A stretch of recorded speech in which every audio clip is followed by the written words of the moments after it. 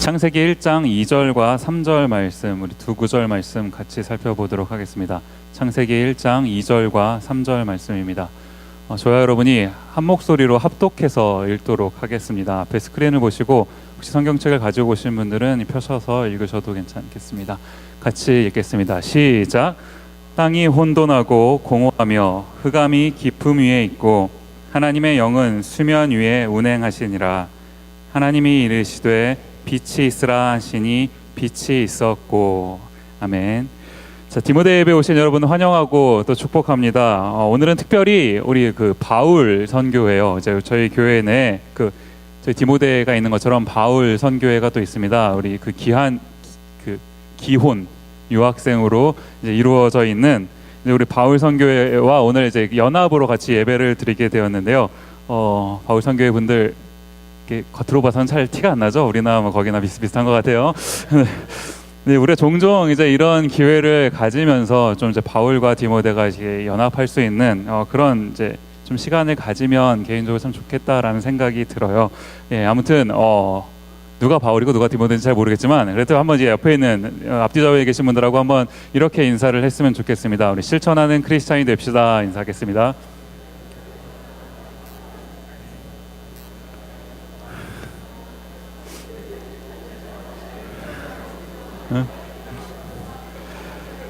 네, 뭔가 되게 오늘 기쁜 것 같네요. 네, 아직 조금 더 인사하셔야 되나요? 네, 우리 지난주에는 우리 창세기 1장 1절, 네, 저 물음표는 뭐죠? 이제까지 일하시니? 라고 질문하시는 건가요? 네. 우리 창세기 지난주에는 1장 1절 말씀, 하나님이라는 이제 제목으로 같이 말씀을 지난주에 살펴봤었어요. 이제 우리 하나님이라는 이 주어를 가지고 작게는 이 창세기라는 책이 시작되고 또 전체를 보면 성경 전체의 스토리가 이제 시작이 된다. 뭐 이런 내용을 이제 지난주에 같이 살펴봤었습니다. 이제 오늘은 이어서 이제 창세기 1장과 2장에 나와 있는 내용들을 이제 좀 가지고 우리가 말씀을 같이 살펴보기를 원하는데요. 이게 이제 우리가 성경을 읽을 때는 창세기 1장, 2장 이러면 이제 두 챕터밖에 안 되는 아주 양이 그렇게 많지가 않아요. 그런데 이 두 장 안에 다루어지는 내용들을 살펴보면 이게 굉장히 내용이 엄청나게 많은 거 아닙니까?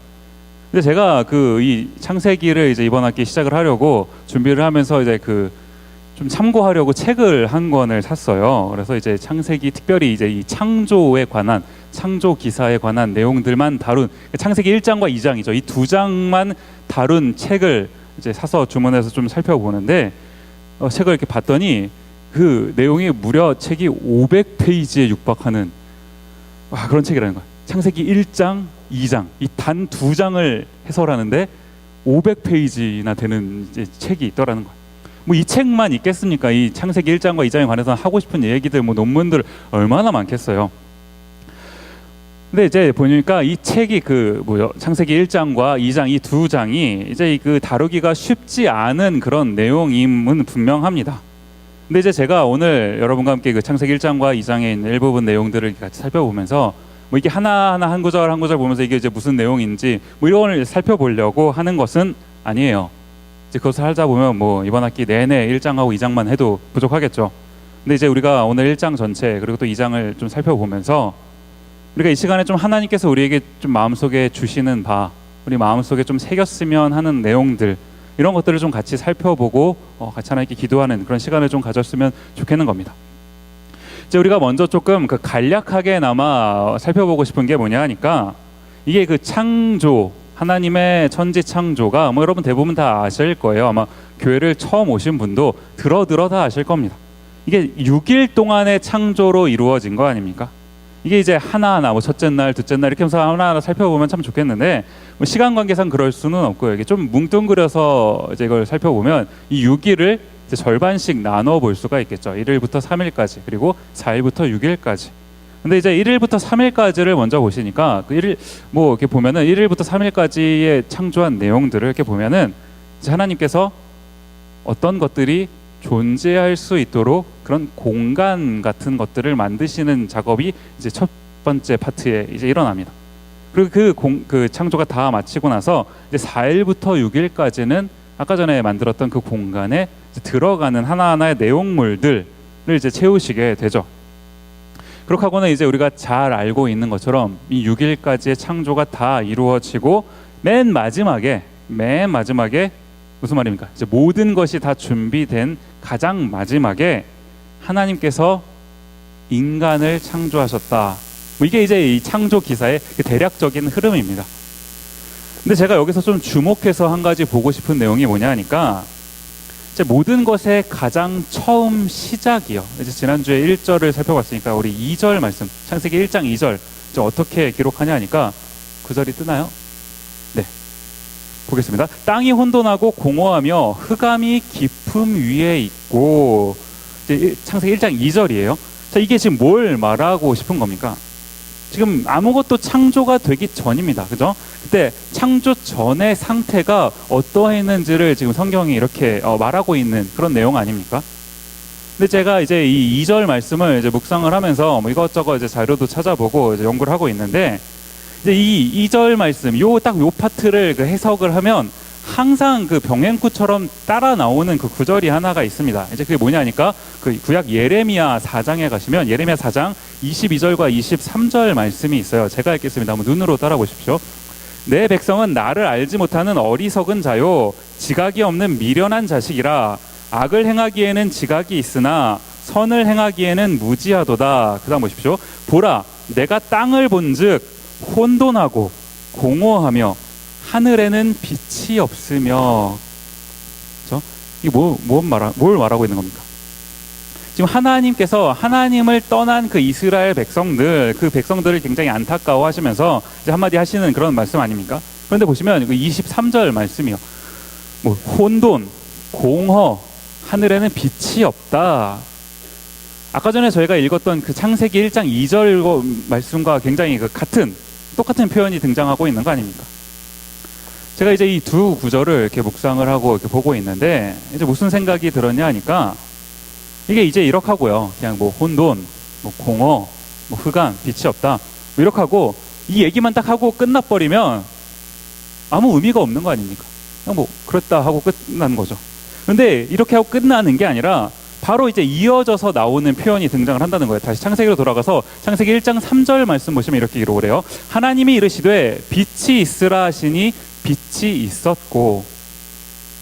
하나님께서 그 혼돈, 뭐 공허, 뭐 흑암 이런 상태에서 이제 빛을 만드시는 그 사건을 시작으로 해서 이 모든 창조의 일들을 이제 진행해 나가신다는 겁니다. 아까 전에 살펴봤던 그 예레미야 말씀에도 보면은 이제 죄를 지은 이스라엘 백성들의 상태, 뭐 혼돈, 뭐 흑암, 뭐 빛이 없다, 뭐 이런 얘기 하는데 여기서 끝나버리면 아무 의미가 없어요.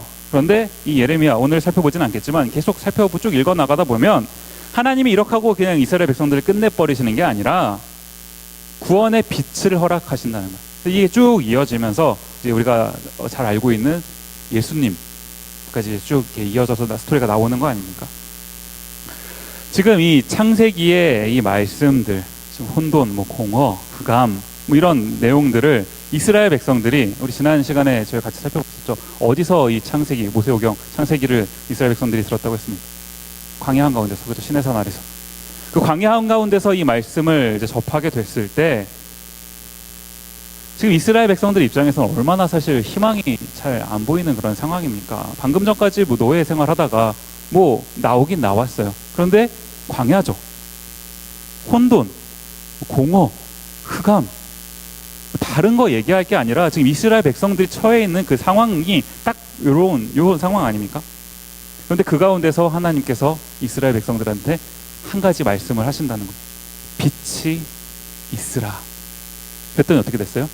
빛이 있었고.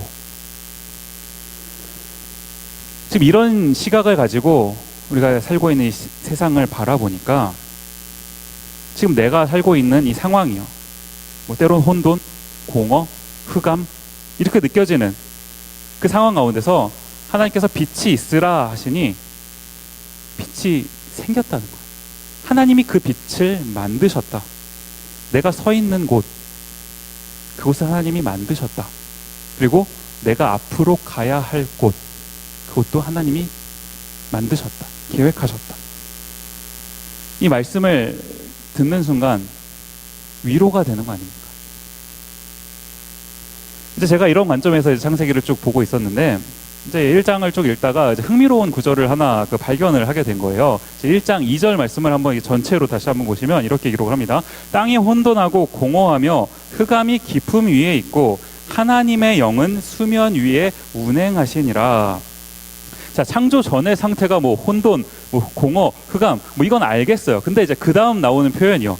하나님의 영은 수면 위에 운행하시니라. 아니 뭐 아무것도 창조 전이잖아요. 아무것도 없는데 뭘 운행을 합니까? 정 운행을 하시고 싶으시면 우리 디모데 오셔갖고 벤 운행이나 좀 이렇게 해주시면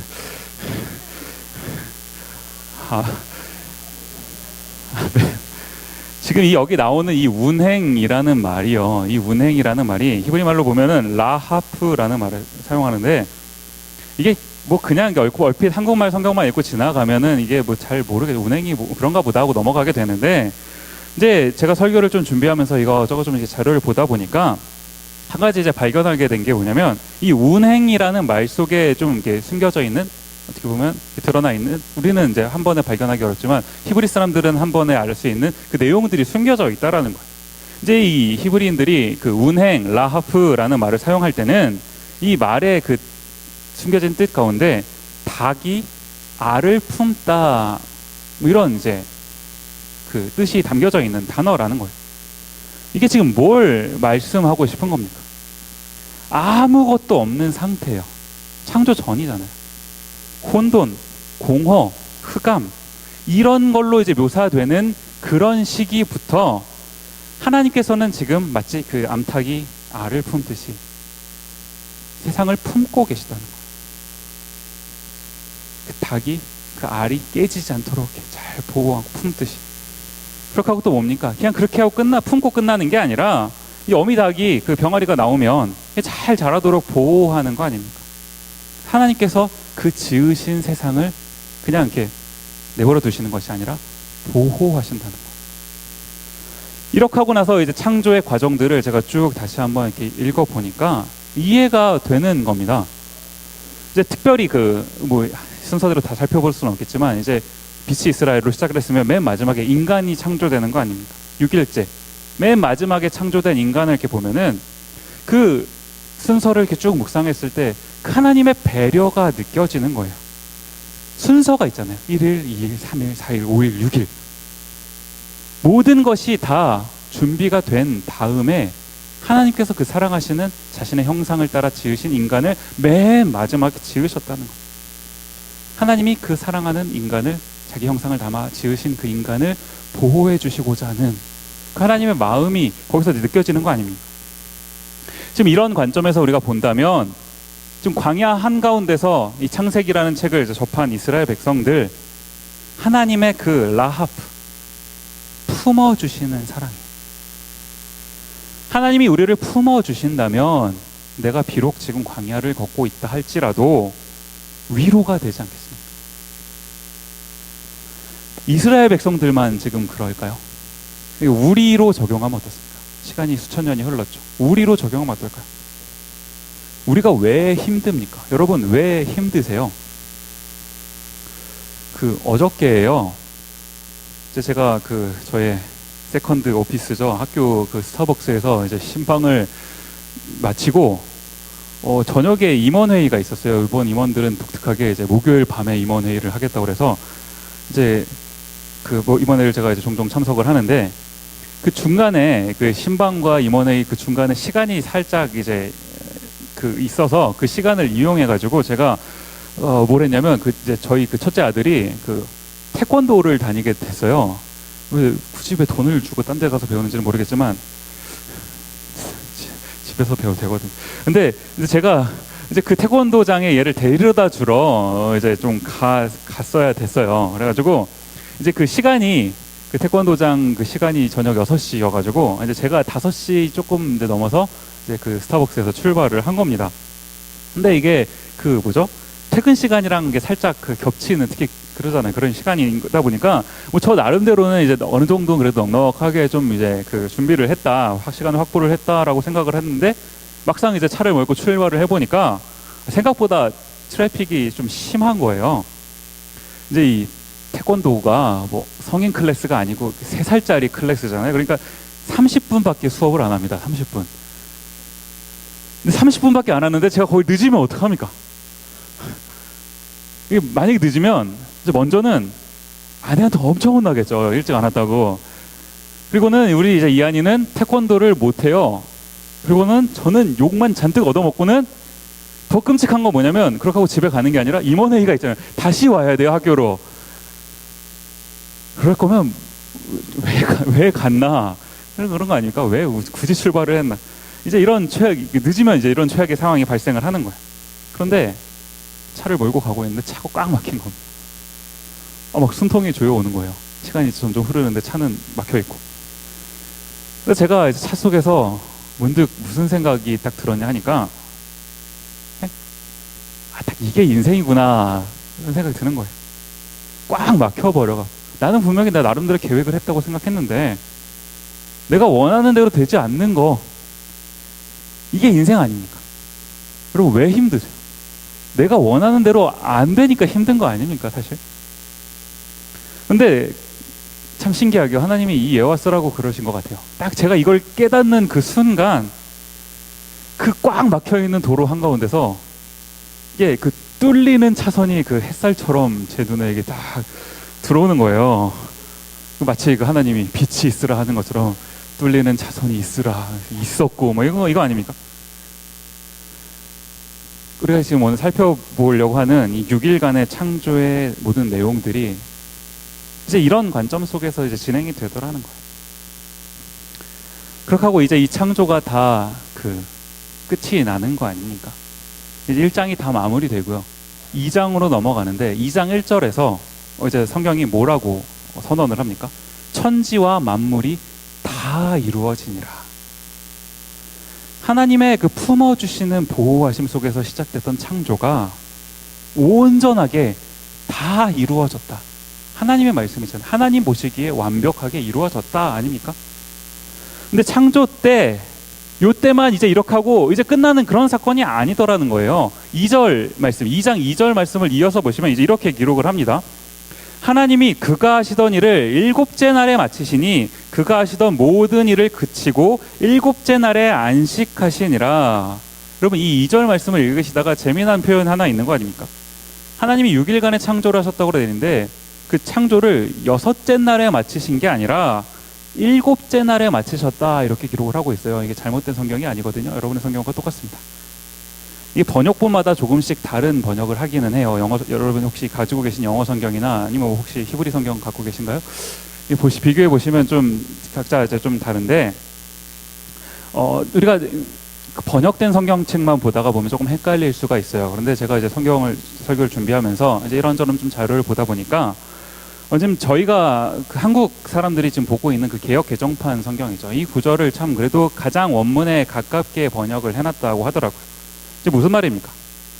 하나님께서 그 원문에서 7째 날에 창조를 마치셨다. 그죠? 하시던 일을 7째 날에 마치셨다라고 했을 때 특별히 이렇게 기록한 것은 의미가 있지 않겠습니까? 제가 그 평소에 존경하는 그 목사님 중에서 이제 이 구절을 가지고 해석을 하시면서 이런 이제 해석을 하시는 분의 그 설명을 제가 듣게 됐어요. 이분이 이제 가지고 오셔서 설명하시는 게 뭐냐니까, 그 신약에 가면 복음서 요한복음이라고 있는데 요한복음 5장에 가면은 그 38년 된 한 병자 스토리가 쭉 나옵니다. 근데 이제 이 병자를 예수님이 찾아가셔서 이 병자를 고쳐주세요. 이제 그런 기적 같은 일들이 발생을 합니다.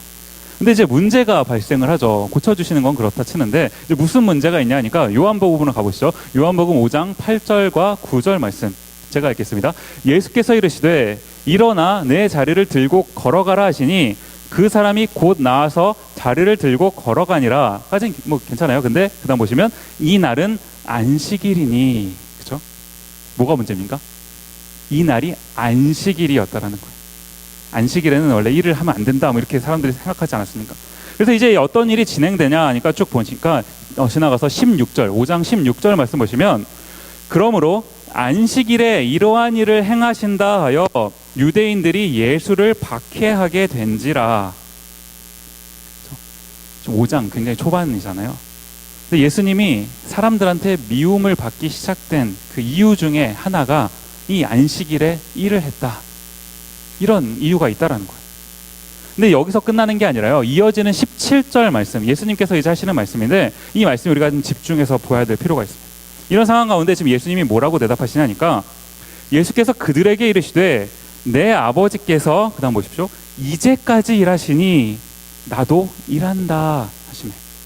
중간에 보시면 내 아버지께서 이제까지 일하시니, 이제까지요. 지금 언제입니까? 이제까지? 지금 이 5장의 현장 속에서의 이제까지는 언제예요? 이때의 오늘 언제입니까? 안식일이죠. 무슨 일을 하셨습니까? 사람을 살리는 일을 하셨죠. 38년 된 병자를 살리는.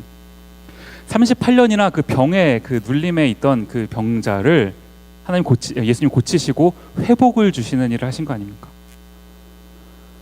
제가 이런 설명을 쭉 듣고 있는데 정말 그렇더라는 거예요. 하나님께서 6일간의 창조를 다 완벽하게 하셨죠. 하시고는 이제 다 했으니 나는 이제 쉰다, 이게 아니라 7일째에도 여전히 우리를 위해서 일하시는 하나님, 우리를 살리시기 위해 오늘도 일하고 계시는 하나님이시더라는 거예요. 제가 그 처음으로 목사가 되기로 결심을 한 게 뭐 여러 번 말씀을 드려서 이제 다 외우실 것 같긴 한데, 중학교 2학년 때예요. 네, 중학교 2학년 때. 그렇게 하고 이제 제가 뭐 고등학교, 대학교 쭉 진행하면서 뭐 한두 번은 아니고 좀 여러 번 방황을 좀 하기는 한 적이 있지만, 그래도 그 마음의 중심은 흔들린 적이 없어요. 나는 목사가 될 사람이다 라는 그 중심이요. 근데 이제 대학을 졸업을 하고 군대를 다녀와서, 제가 이제 대학을 졸업을 하고 그 다음에 군대를 갔거든요. 군대를 다녀와서 이제 본격적으로 그 신학교 이제 입시, 신학교도 입시가 있습니다, 여러분. 신학교 입시 준비를 시작을 하는데, 이제 그때가 2007년이에요. 2007년에 처음으로 제 인생에 위기가 찾아온 겁니다. 혹시 2007년 여름을 혹시 기억하시는 분 계시는지 모르겠어요. 2007년 여름, 저한테는 그 잊을 수 없는 그 여름인데, 이제 무슨 일이 있었냐니까, 첫 번째는 그 저한테 굉장히 예쁜 여자친구가 생긴 겁니다. 지금 저희 집에 살고 계시는 그분, 웃자고 한 소리인데 별로 안 웃으셔서 되게 민망한데, 그냥 그런 여자친구가 생겼어요. 예쁜 게 아닌데, 농담입니다. 그러는가 하면, 두 번째는 이제 무슨 사건이 있었냐면, 그 기억하실 거예요. 이거는 그 아프가니스탄 피랍 사건 다 들어보셨죠? 그게 딱 2007년 여름에 있었습니다. 제가 그 사건이 진행되는 것을 이렇게 쭉 봤거든요. 보고 있는데, 처음으로, 제 평생 처음으로 제가 97년에 목사가 되겠다 한 거 아닙니까? 2007년, 딱 10년이 지난 즈음에 내가 목사가 돼도 되겠나? 라는 생각을 처음 해본 거예요. 물론 그 전에도 난 자격 없다는 것을 알고는 있었지만, 워낙 기독교인들이 교회가 욕을 먹고 있는 그 장면들을 보면서, 아, 이거 주님의 영광을 가리우지 않기 위해선 나라도 하루빨리 그만둬야 되지 않겠나, 뭐 이런 생각이 드는 거예요. 근데 이제 한 번 이 생각이 딱 오니까요, 한 번도 흔들렸던 적이 없는데 한 번 이 생각이 딱 찾아오니까, 그때부터 제 마음이 혼란에 빠지기 시작하는 겁니다. 그런 거잖아요. 10년 동안 흔들림 없이 왔는데 갑자기 이게 딱 무너지니까 모든 게 막 다 혼란이 되는 거예요. 막 다른 직업을 알아보려고도 막 애썼어요. 실제로 막 노력도 해봤어요. 이제 그럴 줄 알았으면 좀 취업이나 잘 되는 과를 가서 졸업을 했으면 얼마나 좋아요. 근데 아시는 분 제가 철학과 출신이거든요. 안 웃으시네요. 철학과를 졸업하고 나니까 이게 취업도 뭐 마음대로 되는 게 아니지 않습니까? 뭐 창업을 할까? 우리 생각이, 물론 뭐 이제 비용은 좀 적게 들겠죠. 뭐 돗자리랑 돋보기 뭐 이런 거 좀, 천막 이런 것만 좀 사면 되잖아요. 비용은 좀, 초기 비용은 좀 적게 들겠죠. 이러고 평생은 내가 살 수는 없을 것 같기도 하고, 왜냐면 갈등이 되는 거 아닙니까? 이게 이제 지금이야 뭐 웃으면서 좀 얘기할 수 있겠지만, 그때는 정말 막막한 거예요. 대학은 졸업했죠. 군대 갔다 오고 뭐 갑자기 제 비전이 흔들리니까 뭐 막막한 거예요. 도대체 내 인생 이러다가 어디로 흘러갈까? 이런 생각이 드는 겁니다. 이제 그 즈음에 뭐 많은 일들이 있었어요. 그런데 제가 아마 평생 잊지 못하게 될 그 한 가지 경험을 이제 즈음에 하게 된 겁니다.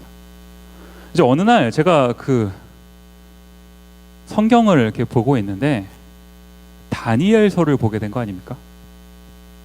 근데 왜 성경을 읽다 보면 여러분 가끔씩 그런 구절이 있잖아요. 갑자기 평소에 늘 보던 구절인데 제 마음속에 그날 탁 꽂히는 그런 구절. 이제 그날 그런 경험을 한 거예요. 이게 뭐냐니까 다니엘서 12장 3절 하반절 말씀이에요. 많은 사람을 옳은 대로 돌아오게 한 자는 별과 같이 영원토록 빛나리라.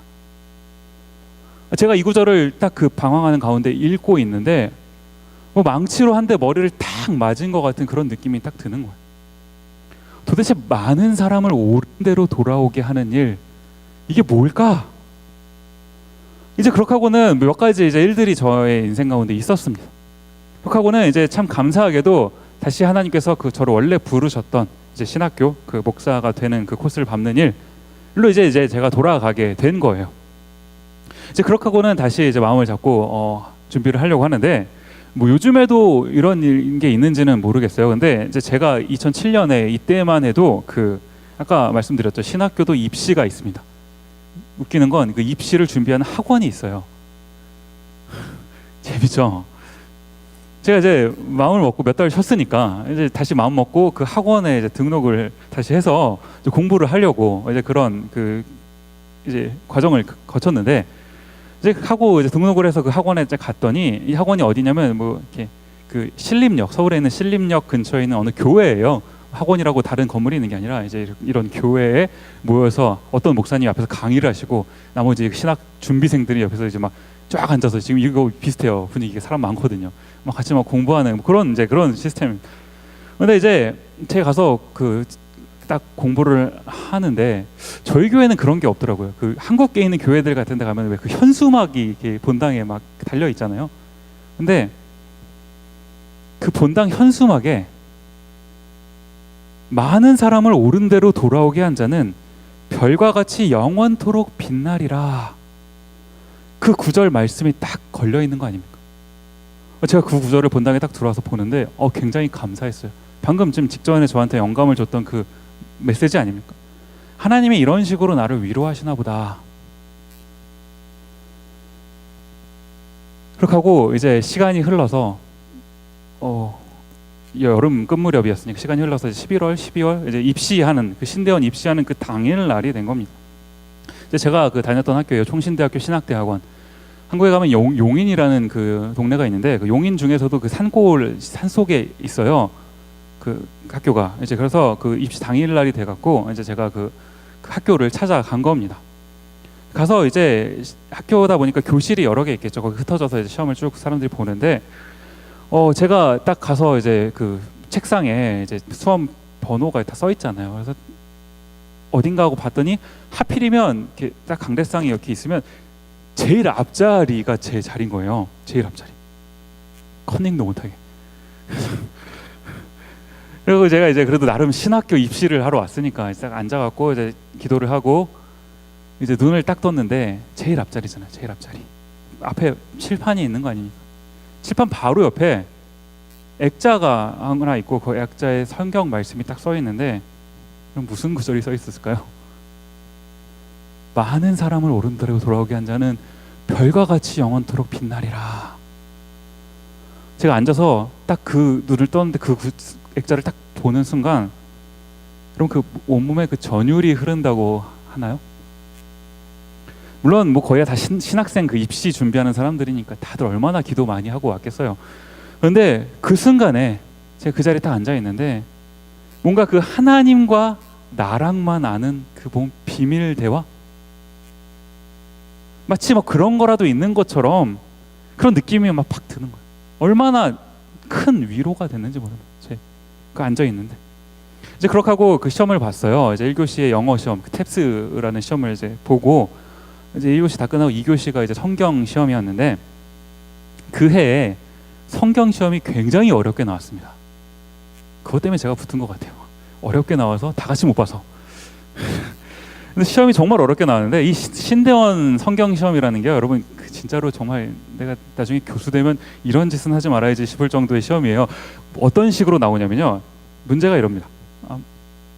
다음 중 아론의 아들은 1번 엘르아살, 2번 엘리아살, 3번 엘르에셀, 4번 엘리에셀. 요딴 식입니다. 여러분 몇 번이 정답이에요? 이런 식의 문제를 이렇게 보고 있으면 사람이 힘들어져요. 한숨이 팍팍 나오는 겁니다. 이게 뭐 이래? 이러면서. 근데 제가 이제 막 울면서 이제 그 시험을 쭉 보고 있는데 한참 이제 집중해서 보고 있죠. 뭐 되든 안 되든 집중해서 봐야 되는 거 아닙니까? 근데 성경 시험을 이렇게 쭉 보고 있다가 한 문제를 딱 봤는데 정말 시험 보다가 말고 눈물이 왈칵 쏟아지는 줄 알았습니다. 무슨 문제였을까요? 많은 사람을 옳은 대로 돌아오게 한 자는 별과 같이 영원토록 빛나리라. 이 말씀이 어디 몇 장 몇 절인가요? 약간 무슨 신비주의 같기는 하지만 제가 그 문제를 이렇게 딱 받아보고 푸는 순간 느낌이 팍 오더라고요. 하나님이 이번에 붙여주시겠구나.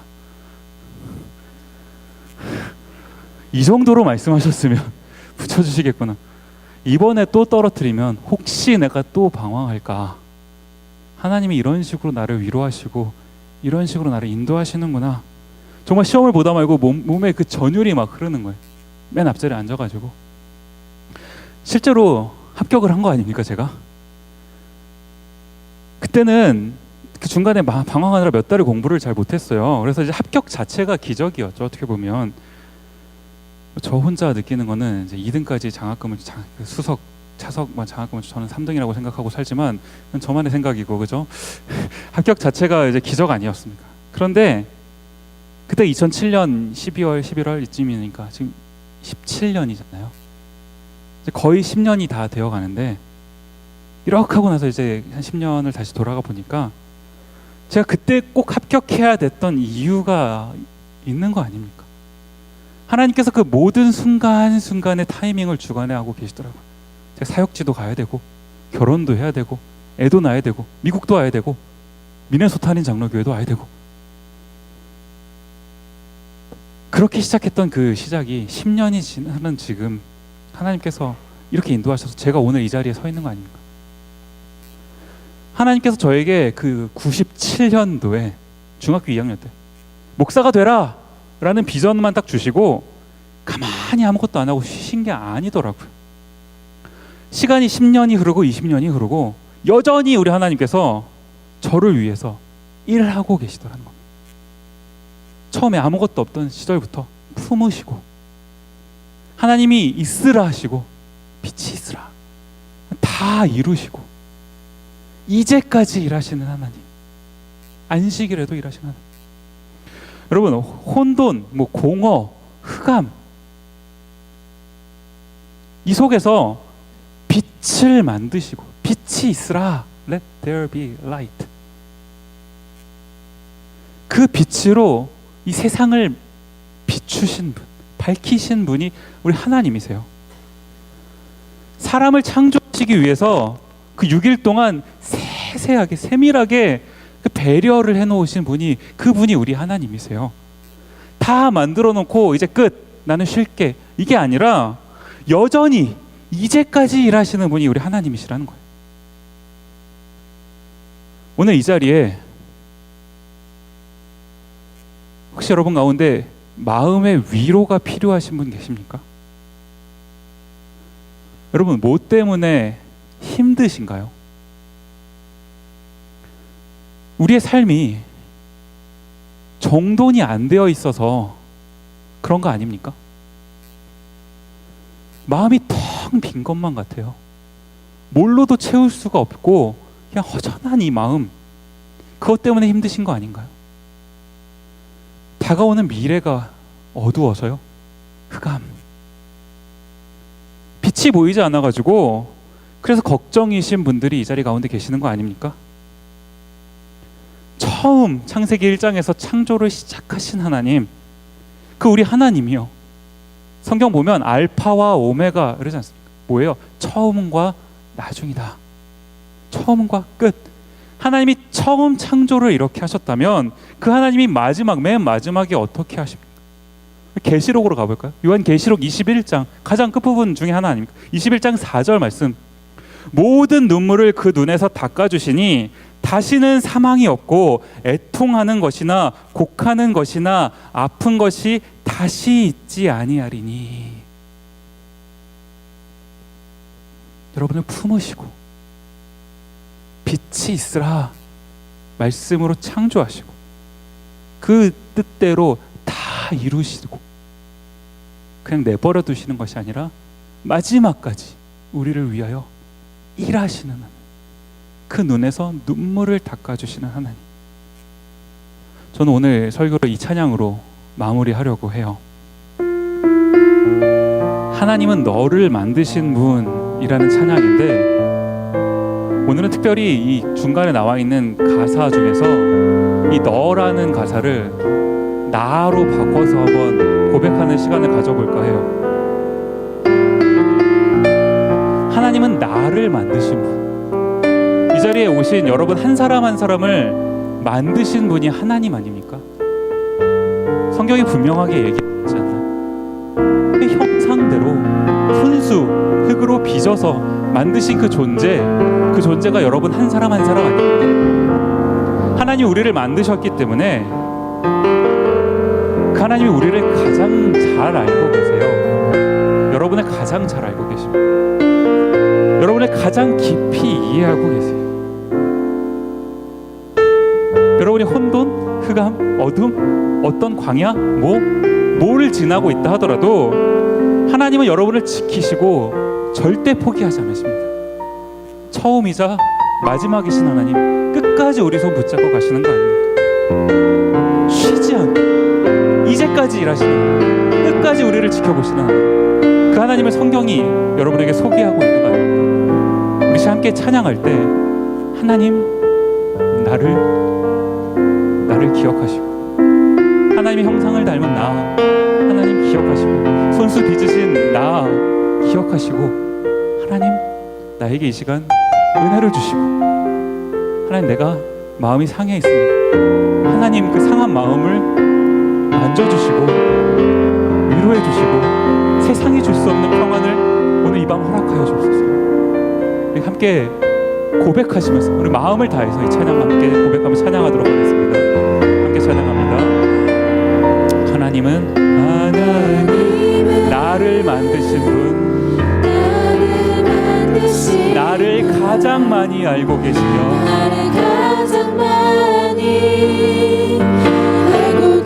하나님은 나를 만드신 분,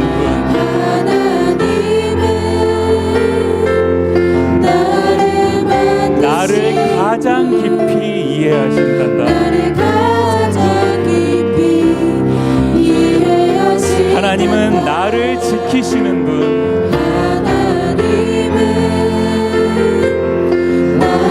여러분 나를 절대 포기하지 않으며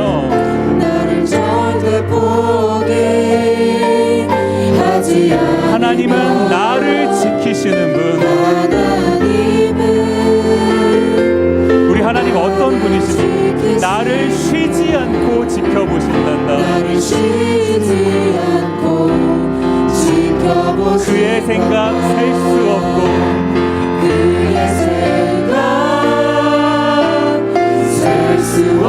그의 자비 무궁하며 그의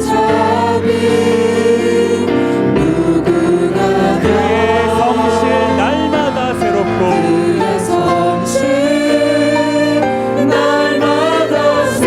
그의 사랑 끝이 없단다. 우리 한번 2절로 찬양할까요? 하나님은 나를 원하시는 분,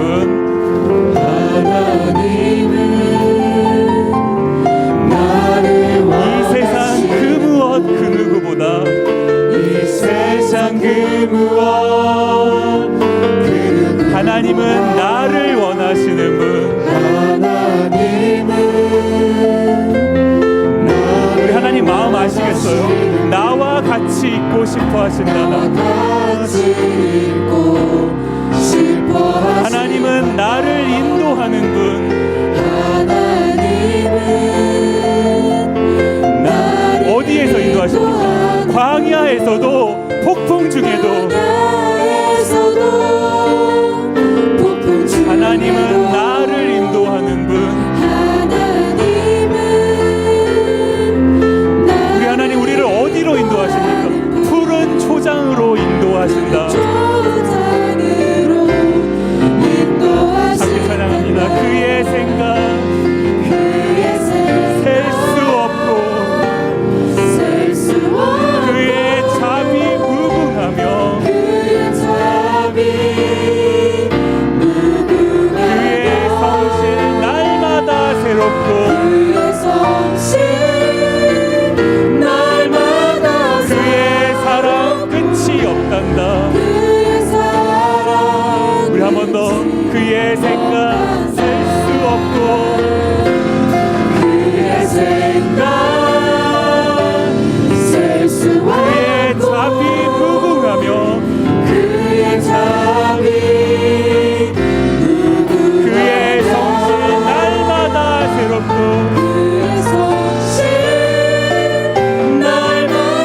그의 사랑 끝이 없단다.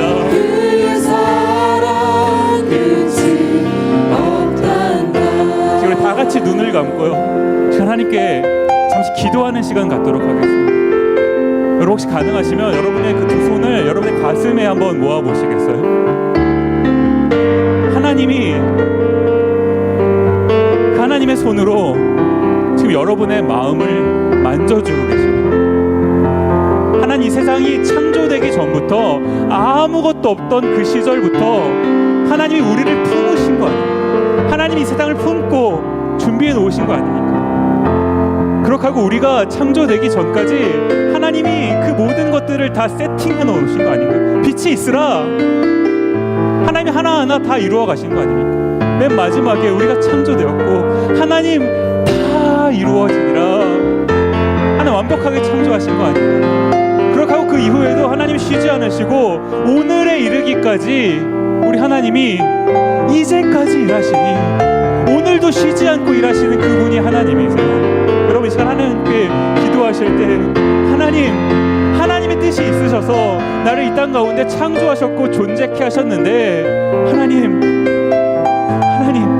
내가 오늘 하나님의 일하심을 경험하기를 원합니다. 하나님 내가 때로는 광야를 걷는 것 같고 때로는 내 마음이 막막하고 어둠 속에 있는 것 같아서 힘들 때도 있지만 하나님 오늘도 일하시는 하나님 나의 상한 마음을 만져주시고 위로하시고 나를 끌어 하나님의 나라로 이끌어 가실 그 하나님을 오늘도 내가 신뢰하며 하나님 시간 기도하오니 하나님 나에게 위로해 주옵소서. 나에게 하나님의 따스한 그 손길을 느끼게 하여 주옵소서. 하나님 내 마음이 내 상한 마음이 상한 심령이 회복되게 하여 주옵소서. 아버지 하나님 은혜를 주옵소서. 은혜를 주옵소서. 다 같이 눈을 감고 여러분의 하나님께 여러분의 그 아버지 하나님께 여러분의 창조주 그 하나님께 구합시다. 하나님 은혜를 주옵소서. 다 같이 기도하시겠습니다. 아버지 하나님 이 자리에 나와 하나님을 예배하는 영혼들에게 아버지 하나님의 은혜를 허락하여 주옵소서. 아버지 하나님 은혜를 주옵소서. 아버지 하나님 우리를 창조하신 하나님 어떤 것이 아무것도 없는 그 시절부터 하나님께서 금을 씌며 준비하셨던 그 창조의 영원한 작정 속에 아버지 하나님 우리를 허락하신 하나님 아버지 하나님 우리가 아버지 하나님 때로 어둠을 보이고 아버지 하나님 광야 가운데서 혼돈 가운데서 아버지 하나님 힘들어할 때도 있지만 아버지 하나님 우리를 창조하시고 그 영원한 아버지 하나님 그때로 우리를 이끄실 하나님을 신뢰하며 오늘도 살아가기를 원합니다. 아버지 이 자리에 있는 자들에게 하나님 은혜를 주옵소서. 하나님 이들의 마음을 만져주옵소서. 아버지 하나님 위로를 주옵소서. 아버지 하나님 상한 심령이 회복되게 하시며 하나님께서 이루실 그 비전과 꿈이 분명히 있다는 사실을 기억하게 하여 주옵소서. 아버지 하나님 우리를 창조하신 하나님이 처음 창조하셨다면 끝까지 이루어 주실 줄을 믿고 나아간 우리 모두가 되게 하여 주시옵소서. 하나님의 은혜를 구합니다. 이 자리에 있는 모두에게 하나님의 은혜로